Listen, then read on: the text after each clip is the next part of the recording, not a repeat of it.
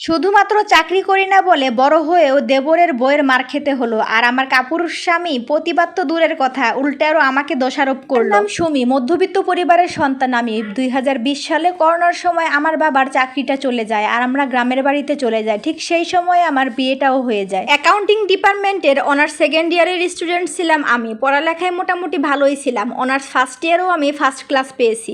অনেক ইচ্ছা ছিল বড় হয়ে ব্যাংকার হব, তো সেই স্বপ্নটা আমার স্বপ্নই থেকে গেল। বাসরাতেও স্বামীর সাথে অনেক ঝগড়া লেগেছিল শুধুমাত্র এই পড়াশোনা নিয়ে। সে নাকি আমাকে আর কোনো পড়ালেখা করাবে না। আমার স্বামী আমাকে বলেছিল সে নাকি আমাকে কোনো পড়ালেখা করাবে না, চাকরি বাকরি করা যাবে না। আমি তাকে অনেক রিকোয়েস্ট করেছিলাম চাকরি বাকরি করবো না আমি, কিন্তু অন্তত আমাকে অনার্সটা কমপ্লিট করতে দাও, কিন্তু সেটাতেও সে নারাজ। সে আমাকে কমপ্লিট করতে দিল না অনার্সটা। বাবার বড় মেয়ে ছিলাম আমি, দেখতে একটু শ্যামলা থাকায় আমার দাদি সবসময় বলতো আমার নাকি কখনো বিয়ে হবে না। সময় যখন আমার বাবার চাকরিটা চলে যায় তখন আমার দাদি বলেছিল আমি নাকি আমার বাবার বোঝা। হওয়াতে নিজের কাছের লোকজনের থেকেও অনেক কথা শুনতে হয়েছে আমাকে, তাই আমি কোনো কিছু না ভেবে বিয়েতে রাজি হয়ে যাই। বলেছিল ছেলেটা অনেক ভালো আর বিয়ের পরেও তো অনেকে পড়ালেখা চালিয়ে যায়, সেটা ভেবেই আমি বিয়ে করতে রাজি হই। কিন্তু আমি ঠিক যেমন চিন্তা ভাবনা করে ঠিক তার উল্টোটা আমার সাথে ঘটে। এখন আমি সবকিছু মেনে নিয়ে সংসারটা করতে লাগলাম। সবকিছু মুখ বুঝে সহ্য করে মেনে নিয়েছিলাম, তাই বলে সবকিছুই ভালো চলছিল। কিন্তু সমস্যাটা তৈরি হলো যখন আমার দেবর বিয়ে করলো। আমার দেবর প্রেম করে বিয়ে করে, সেই মেয়েটা ছিল চাকরিজীবী। কথা শোনা মাত্রই আমার শ্বশুর শাশুড়ি বিয়েতে রাজি হয়ে যায়। পাশের মানুষজন থেকে শুরু করে আমার শ্বশুর বাড়ির লোকজন, এমনকি আমার স্বামীও আমাকে খোঁটা দিত সবসময়। আমাকে সবার সামনে সবাই সবসময় ছোট করে কথা বলতো, আর আমার দেবরের বউকে অনেক সম্মান দিয়ে কথা বলতো। যাবতীয় যত কাজ আছে সবকিছু আমি করি, আর আমার দেবরের বউ শুধু চাকরিটাই করে। এই জন্য আমার শ্বশুর বাড়ির লোকজন সবাই ওকে মাথায় করে রাখে। কিন্তু আমি যে এত কাজ করি তারপরও আমার কোনো নাম হয় না। আমার দেবরের বউ চাকরি করে বলে সে অনেক অহংকার করতো, আমাকে অনেক ছোট করে কথা বলতো, আমাকে বাড়ির বড় বউ হিসেবে বড় ভাবি হিসেবে কোনো সম্মানটুকুই দিত না। তো আমার সাথে অনেক খারাপ ব্যবহার করতো, কিন্তু এটা কেউ প্রতিবাদ করতো না, কারণ ওই যে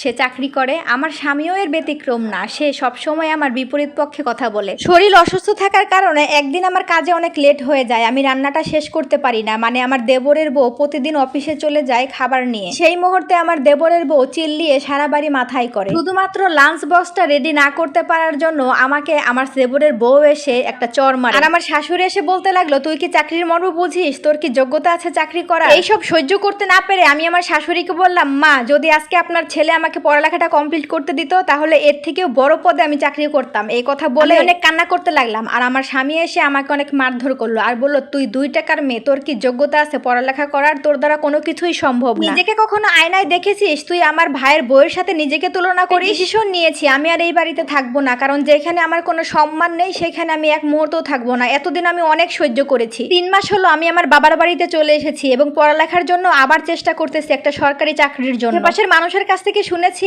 আমার সেই দেবরের বউটা নাকি আমার শ্বশুর শাশুড়িকে অনেক অত্যাচার করে। 1 বছর পর আলহামদুলিল্লাহ আমার সরকারি চাকরি হয়েছে। আমার সেই দেবরের বউয়ের নাকি চাকরিটা চলে গেছে, যার জন্য এত অহংকার করতো। আর আমার স্বামী এখন ফোন দিয়ে আমাকে নিয়ে যেতে চায়, আমার কাছে মাপ চায়। জানি না আমি মাপ করতে পারবো কিনা।